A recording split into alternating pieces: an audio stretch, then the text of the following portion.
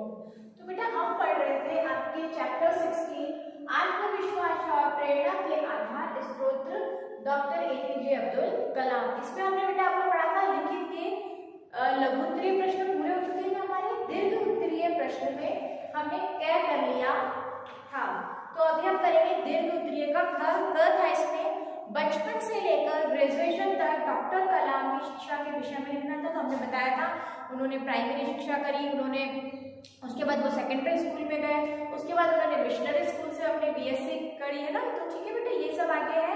इसके आगे next question है आपका अंतरिक्ष अनुसंधान संबंधी भारतीय समिति के सदस्य अब्दुल कलाम से किस प्रकार प्रभावित हुए, उन्हें प्रशिक्षण के लिए कहाँ भेजा गया। अंतरिक्ष अनुसंधान संबंधी जब उनको चुना गया था सदस्य, तो वो किस प्रकार से इफेक्ट हुआ था, कितने खुश हुए थे, और उनको प्रशिक्षण के लिए कहाँ भेजा गया, उनको ट्रेनिंग के लिए कहाँ पे भेजा गया था। ये सब हमें इसमें लिखना है। तो हम लिखेंगे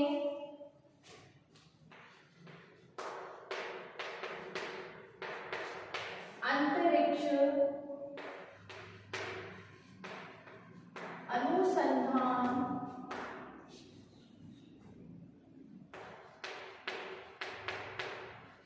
संबंधी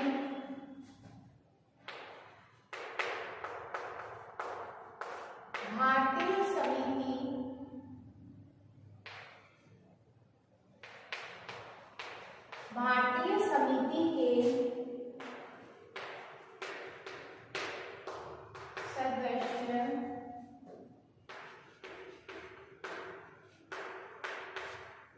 अब्दुल कलाम के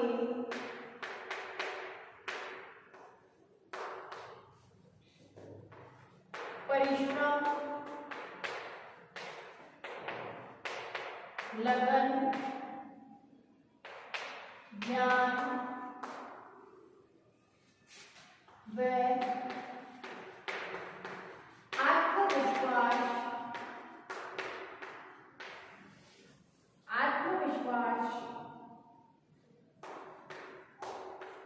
से बहुत प्रभावित हुए,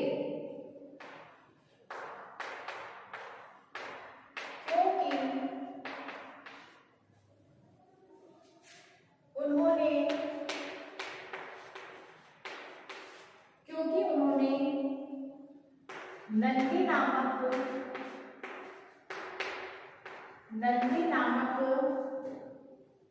होवरक्राफ्ट का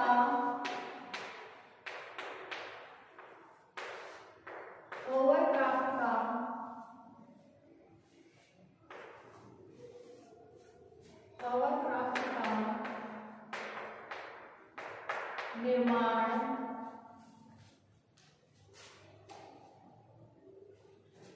किया। क्योंकि उन्होंने नंदी नामक एक होवरक्राफ्ट है उसका निर्माण किया। इसके बारे में जानकर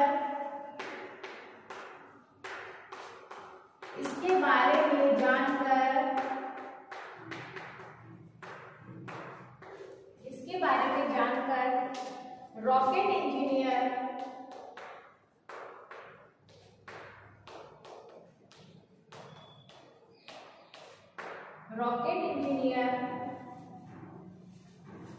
के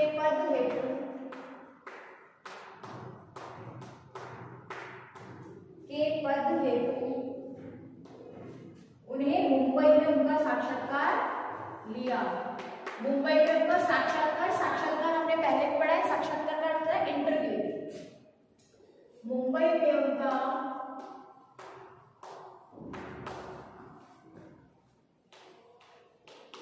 साक्षात्कार लिया गया।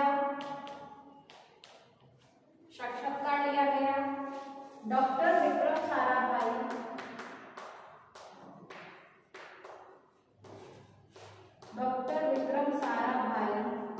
जो कि एक बहुत बड़े साइंटिस्ट है, डॉक्टर विक्रम साराभाई, और professor Menon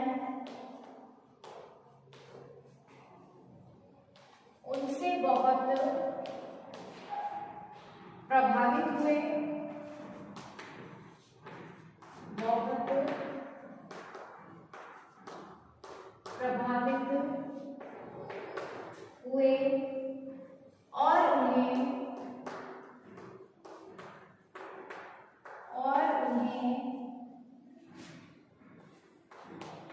rocket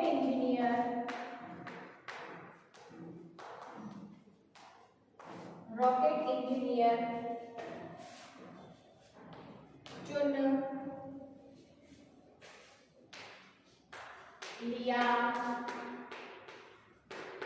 rocket engineer चुन लिया गया उन्हें और उन्हें रॉकेट लॉन्चिंग के लिए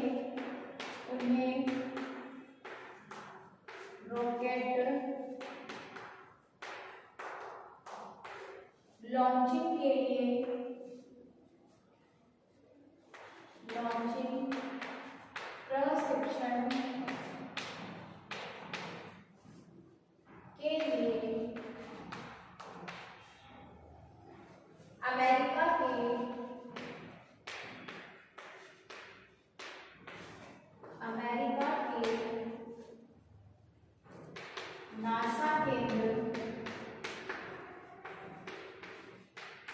अमेरिका के नासा केंद्र में भेजा गया। ठीक है बेटा, इन्होंने इंडिया में काम किया। इसके बाद जब अपना सफल परीक्षण हो गया तो इन्हें आगे ट्रेनिंग के लिए अमेरिका के नासा केंद्र में भेजा गया। ठीक है, ये हो गया हमारा लेखित का द्वितीय फर्स्ट क्वेश्चन। ठीक है, नेक्स्ट है आपका मिसाइल किसे कहते हैं? भारत में किन किन प्रक्षेपास्त्रों का निर्माण आरंभ हो चुका है? मिसाइल क्या होती है? तो हम इसका आंसर लिखेंगे आगे, हो गया डी का आंसर है। ठीक है, मिसाइल किसे कहते हैं तथा इसका यह कैसे कार्य करती है, लिखेंगे आगे हम। अग्रभाग पहले में हमने पढ़ा था, आगे का भाग उसमें है ना। अग्रभाग में बम लगे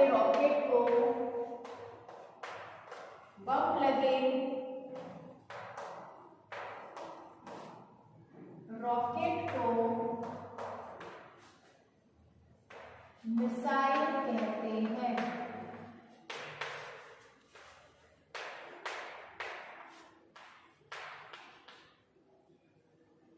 मिसाइल कहते हैं। यह वास्तव में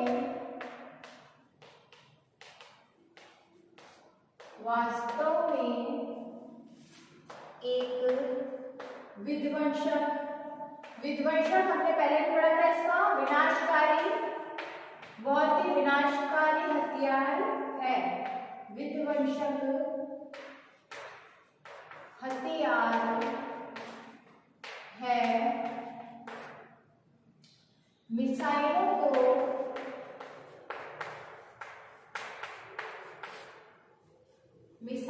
को वायुयानों यानी हवाई जहाज होते हैं, वायुयानों, पनडुब्बियों जो कि पानी में होती है, पनडुब्बियों और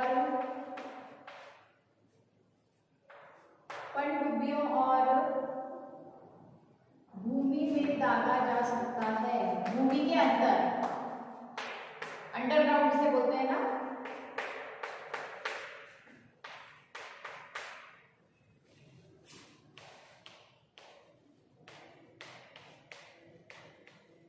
भूमि में दागा जा सकता है। अभी भारत में कौन कौन सी मिसाइलें बनी है उसमें हम पढ़ेंगे। भारत में पृथ्वी, आकाश,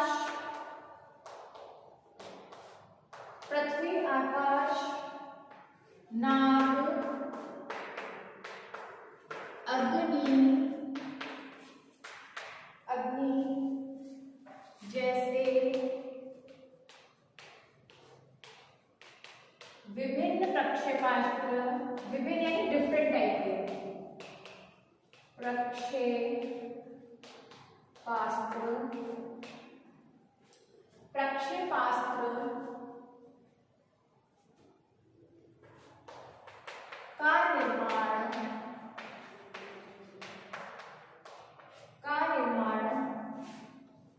आरंभ हो चुका है।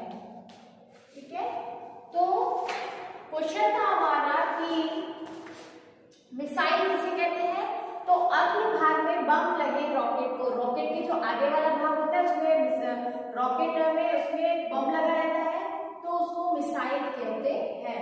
और यह वास्तव में एक विध्वंसक विनाशकारी क्या है, मिसाइलों को वायुयान में काम में लेते हैं, यानी हवाई जहाज में, पनडुब्बी पानी के अंदर भी काम में आती है और प्लस में भूमि के अंदर यानी अंडरग्राउंड में काम आती है। तो यानी जल थल वायु तीनों में हमारे काम आती है। और भारत में कौन कौन सी मिसाइलें बन चुकी है, पृथ्वी, आकाश, नाग, अग्नि जैसे विभिन्न प्रक्षेपास्त्रों का निर्माण जो है आरंभ हो चुका है। यानी हमारा भारत भी अब इन सब चीजों में पीछे नहीं रहा है। ठीक है बेटा, ये बहुत बड़े क्वेश्चन है आपके दोनों दीर्घ उत्तरीय प्रश्न, इसीलिए ये दोनों आज आपको कॉपी में करना है और बहुत अच्छे से रीड भी करना है। अगर फिर भी कहीं कोई प्रॉब्लम आ रही है तो आप वैसे लाइव क्लास में डिस्कस करेंगे। ठीक है, नेक्स्ट हम करेंगे कल अब्दुल कलाम की रचनाओं के नाम लिखने हैं, कौन कौन सी रचनाएं करी है। नेक्स्ट दीर्घ उत्तरीय के जो क्वेश्चन बचे हैं वो करेंगे हम, और प्लस में व्याकरण बोध के क्वेश्चन जो है वो हम लाइव क्लास में डिस्कस करेंगे। ठीक है, इसके अलावा भी आपको कोई प्रॉब्लम होती है तो आप लाइव क्लास में मुझसे पूछ लेंगे।